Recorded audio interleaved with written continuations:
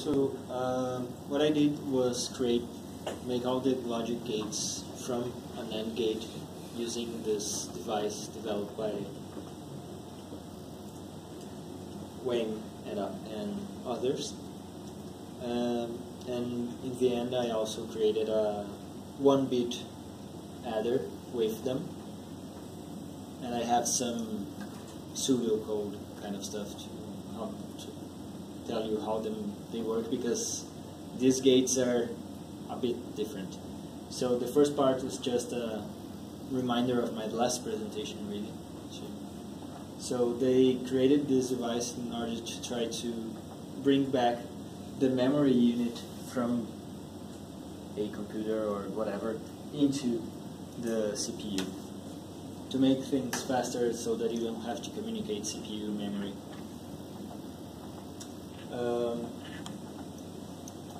So the type of device that they created is a resistive RAM kind of device, and their device has here is the resistive RAM and a transistor, and their device it needs to be set into certain kinds of states in order to do different stuff, but it has the advantages of being stable. So some of this kind of devices if you try to read something from them, you lose the information you had stored. So this one is stable, so you can read how many times you want. And their device is by itself already an AND gate. So they show this in their paper in some figures. So the first step for their NAND gate is putting the device in a write state, in which you set the top terminal to 1 and the gate terminal G both to 1, and you ground terminal 2. Then you write whatever you want there in the gate. So your A and B are going to be written in the gate and on terminal 2, and that's going to change the resistivity of the RAM. So now to read it back, you need to again close the gate by setting it to a high voltage and put a low voltage on terminal 1, ground in terminal 2, and with that you can read the resistance of the device, so you can take the output. So the first gate, it's the device itself, and yeah, here I have a truth table for it, but it's not as easy as just plugging A and B and be done with it. So first you have to put the device in the right state, so set T1 to high and G to high and T2 to low. Then you can actually write something there, writing A to G and B to T2. And then you have to put the device back into a read mode, putting T1 in a low voltage, so not 1. They use 50 millivolts, closing the gate and grounding T2. So with this, the next easiest one to do is a NOT gate. You just put the same signal in both inputs, and the cycle is the same. And here's an OR gate. Now you can see that things start to be more complex, because you actually need 2 NOT gates and then an AND gate, and that will give you a OR gate. And you can already begin to imagine how long the actual cycle is going to be, because you need to put all devices to write state, write stuff on device 1 and 2, set device 1 and 2 to a read state, put them as inputs to device 3, and then set that to a read state. So it begins to be a very long process. And I also have here a proposal of a different symbol, because you still need the wires for the device 3, even though it's hidden inside. here is the truth table for the whole process. So AB, the outputs of device 1 and 2, and finally. So basically, each one needs 3 steps, right? Yeah, each one has to be. And the first two can do that simultaneously. Yeah. So here I have the cycle bit by bit. So put device 1 and 2 in write state. Write D1 with both G and T2 to B8, and in D2 you write B. You put D1 and D2 in read state and put D3 in write state, and you write the outputs into D3, and then you can set D3 to a read state, which is fine. So now to a half adder, you already have 5 devices in this. So full adder, it's going to be 13 devices. So in here, the cycle is even longer. So you have to set. You can either here a rule that you can write all devices to put all devices into the write state in the first step, but it might be safer to do it whenever you're gonna write something. So you write to the device 1 A to gate G and B to terminal 2. Set D1 to read state, and then you can write in device 2 up there the A signal to the gate and D1's output to the second terminal, and similar thing D3, but with the B signal to one of the terminals, and the D4 which will give you the carry out of the half adder, just a NOT gate will be done with it. So now you have to set both D2, D3, and D4 to a read state, and finally use the outputs of D2 and D3 as inputs of device 5. And then you finally have the half sum output. And the full adder, I didn't even attempt to write the steps in the screen because it was gonna take 2 slides. So you have the half adder 1 and the half adder 2, and an OR gate to take care of the half carries. So in here, you set every device to write. Then you go to the first half adder cycle, which is write A and B to D1 as inputs. Then set D1 to a read state, get the outputs of D1 and put both of them as input in D4, and use both A and B as inputs together with D1's output into D2 and D3.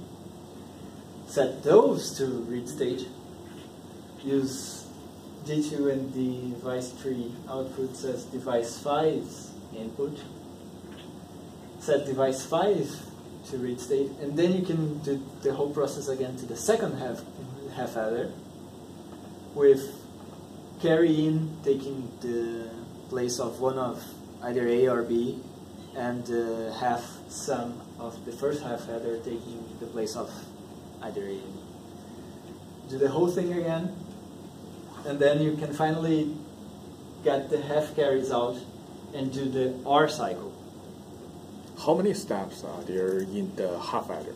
Last interval. Last one. 1, 2, 3. 9 or 10. Yeah. Okay. Yeah. So in here it's gonna be 25-ish because the OR also has 4 or 5 steps. And I also made this whole things also for the other kinds of logics, but I didn't add it to the presentation, but I can easily get to it.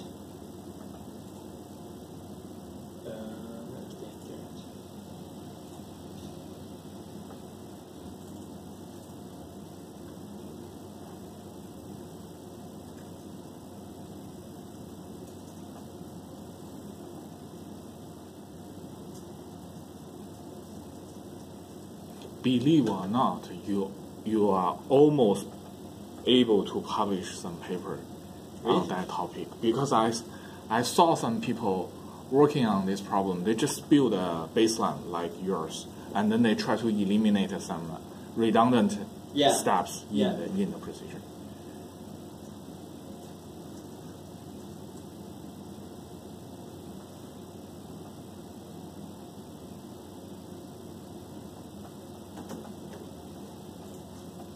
Sorry.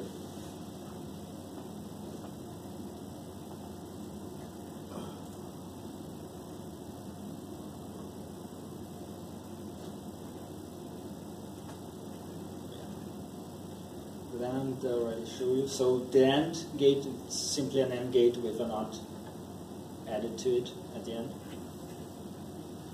So you'd have to go to the cycle of D1 and just use the output of D1 as both inputs in D2 and do the whole cycle again. So okay, right, etc., etc. The NAR gate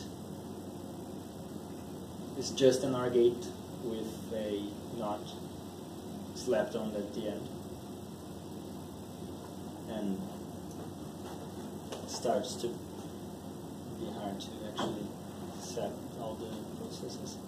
Although I really like your LaTeX Beamer slides, but I strongly recommend you should use a PowerPoint, because I can understand that you may need 1 hour to do the slides, but actually by PowerPoint you only need maybe 5 minutes. Yeah.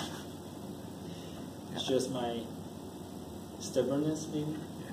So in here for the XOR gate, you put A and B both in device. So you have to put A and B in device 1, and then you use A again in device 2 and B in device 3 with D1's output taking place of the other signal. And then you land device 2 and device 3. XNOR is going to be the same with NOT at the end and so forth. Okay. Any question? So you started your presentation by the premise that you're trying to delineate from the one node in architecture. Memory is separate from the CPU. Yeah. I kind of lost you. Yeah. How are you? So I'm not the one trying to do that. Okay. It's this group, this Wendt and the others are doing that by making this device that their device by itself is already a memory unit and a logic unit together. So what? My question. Okay, let me rephrase that. Yeah. What sort of memory do each of these devices have that makes it different from the current system? That the current system of CPUs, which has caches, how big a memory size that these individual devices have that it differentiates from normal cache? Yeah, so each one of the gates, the NAND gates and the devices, it's going to have 1-bit memory. So each of the logic units can already save its own state. I'm not sure how faster this is than cache and how it really compares with cache. No, I'm not considering. Yeah. I'm not considering the speed of it. Yeah, I'm just talking in terms of storage. Like, if you are taking memory in the CPU, how are you handling? Like, we still have caches within the die. Yeah. And if you're taking memory inside the CPU, not only cache, those with registers. Yeah, we have like registers, we have cache. So the point is that nowadays you have a lot of graphs. The graph may cost you maybe terabytes. And actually the computation on those graphs are very simple, just some counting or some equal or not something, or simply some addition or multiply, right? Very simple computations. And what you need to do is to read all the data to the CPU and then do the computation on the CPU side. But actually, the data transfer energy is very large. That's the reason why people want to create like the concept of processing in memory. Actually, this concept is created at least earlierly contributed by Professor Thomas Sutton. He's the pioneer on this concept, and this is one example to show you how to do that in these memories. Actually, they are very slow. They are just some storage disk level memories. The size of this memory cell is only 4F squared. F indicates the feature size. For example, if you are using 32 nanometer process technology, then the F is 32. So you can consider by maybe 4 times 32 times 32 this area, you can have a NAND gate or OR gate. But if you use the traditional CMOS, consider this, you have some pull-up network, pull-down network. Relatively, the area, this is only a NOT gate. If you want to have a NAND gate or NOT gate, you need to add more of these things. So for the area side, from the area perspective, hardware overhead perspective, this is very good. But as you see from his presentation, actually these are very slow. You may need maybe hundreds of nanoseconds to implement a simple function. But again, since you have a lot of these cells, you can have a relatively larger throughput.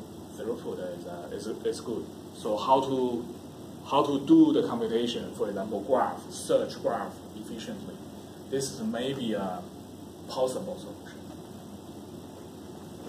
So this falls in processor in memory, and then what's the difference between processing near memory?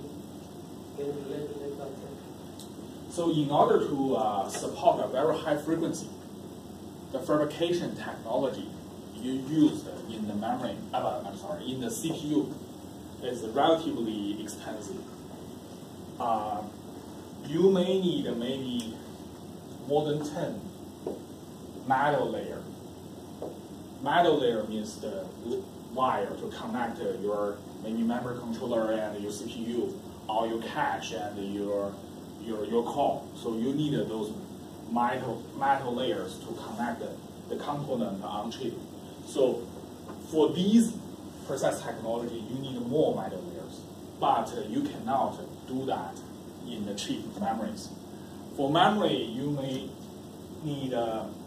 only have maybe 3 or 4 metal layers, so that the fabrication cost is lower.